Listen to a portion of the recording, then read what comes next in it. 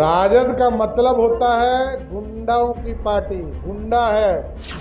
इस पार्टी में जितने उम्मीदवार हैं आप देख लीजिए, किसी ने नाखून कबाड़ा है, किसी ने किडनैपिंग करके मारने का काम किया है। हमारे यहाँ कोई उम्मीदवार का नाम बताइए जो आपको लगता है कि तलवार बांटने का काम करता है। हम अपने धर्म को पहले पूछते हैं, लेकिन एकदम स्पष्ट रहिए, राजद की गुंडागर्दी को भी ठंडा ही करेंगे, चिंता मत कीजिए। बीजेपी के प्रदेश अध्यक्ष वर्तमान में सूबे के डिप्टी सीएम सम्राट चौधरी लगातार लालू फैमिली पर अटैक करते हैं। अब इस बीच लालू फैमिली पर अटैक सम्राट चौधरी ने खूब कर दिया है। राजद के नेताओं पर उन्होंने जोरदार हमला बोला है। राजद में गुंडे हैं, सम्राट चौधरी ने बड़ा हमला बोला है।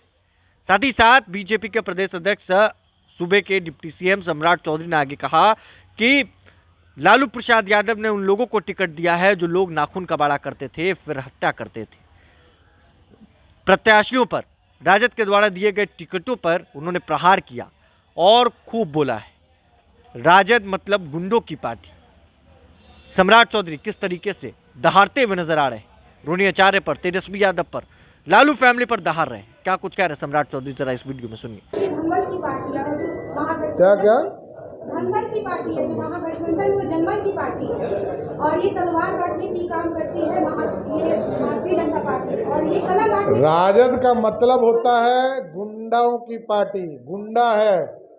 इस पार्टी में जितने उम्मीदवार हैं आप देख लीजिए, किसी ने नाखून कबाड़ा है, किसी ने किडनैपिंग करके मारने का काम किया है। ये है। हमारे यहाँ कोई उम्मीदवार का नाम बताइए जो आपको लगता है कि तलवार बांटने का काम करता हो। हम अपने धर्म को पहले पूछते हैं, तब दूसरे का सम्मान करते हैं, इसमें कहीं दो मत नहीं। लेकिन एकदम स्पष्ट रहिए, राजद की गुंडागर्दी को भी ठंडा ही करेंगे, चिंता मत कीजिए। आज प्रथम फेज के कुछ मिनटों में प्रचार अभियान समाप्त हो जाएगा और इसके बाद परसों जो है 19 तारीख को पहला मतदान, पहले फेज का मतदान शुरू हो जाएगा। आपके माध्यम से मैं पूरे बिहार में जो 4 सीटों पर चुनाव हो रहे हैं, औरंगाबाद, गया, नवादा और जमुई,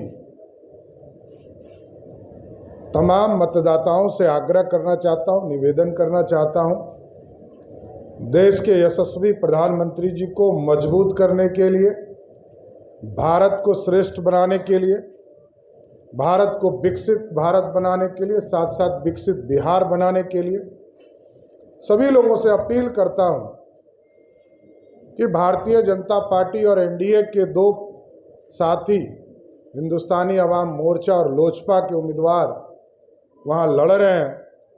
आदरणीय नीतीश कुमार जी का समर्थन एनडीए को प्राप्त है।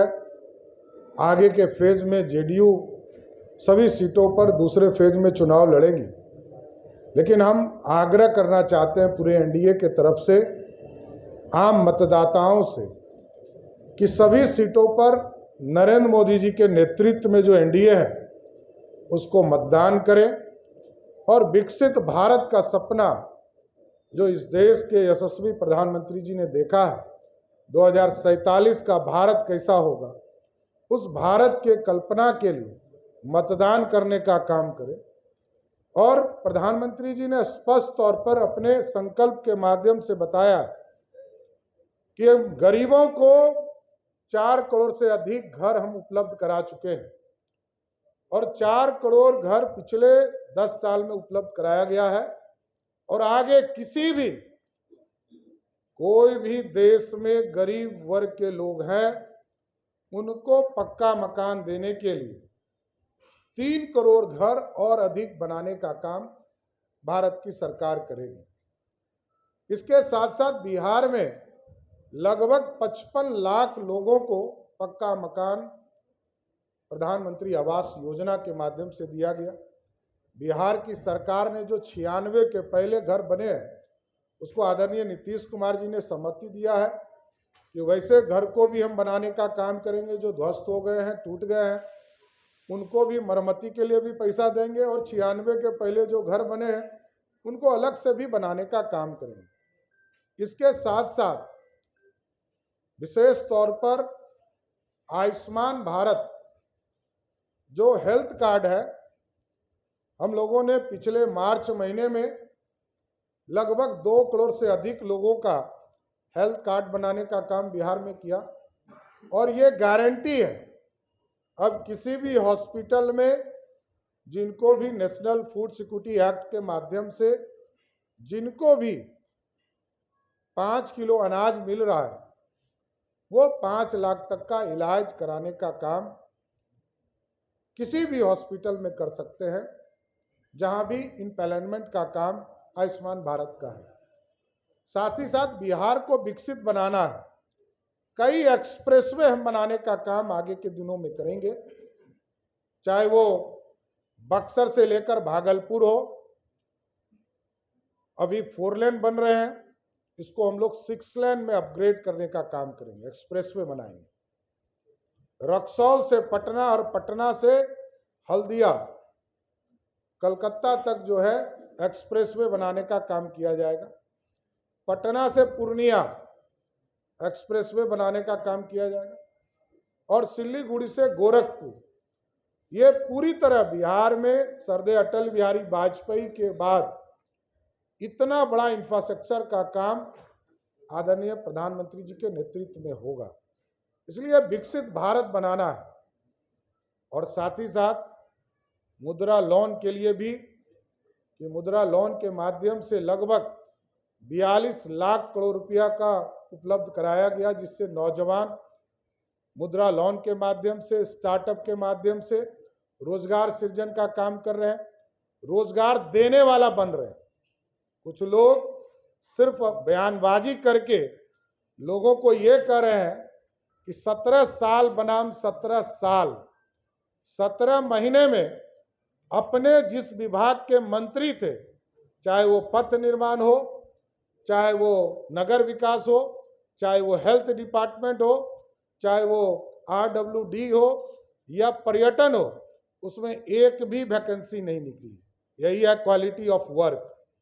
और जिस एजुकेशन डिपार्टमेंट में सबसे बड़ी वैकेंसी क्रिएशन का काम 2021-22 में हम लोगों ने किया, 1,75,000 शिक्षकों की बहाली का, उसमें भी किसी पॉलिसी को बनाने का काम उस बीच के कालखंड के सरकार ने नहीं किया।